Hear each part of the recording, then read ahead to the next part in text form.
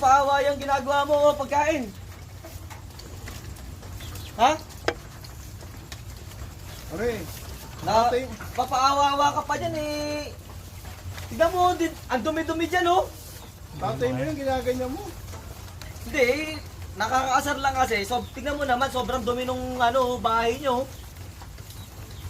Grabe naman. Di ba?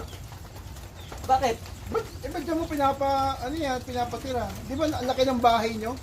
Hindi kasi po pwede sa bahay ko. Kasi tignan mo naman kung gaano kadumi sa sa Kahit na, kadungis oh. tatay mo yan eh. Hindi. Hindi na awa sa tali, pocket message, gaganyan yung magulang mo. Eh, ganito rin naman yan ng dati. Dapat lang din sa kanya yan, tignan mo. Bagay na bagay siya dyan oh. Hindi bakit yung tatay mo?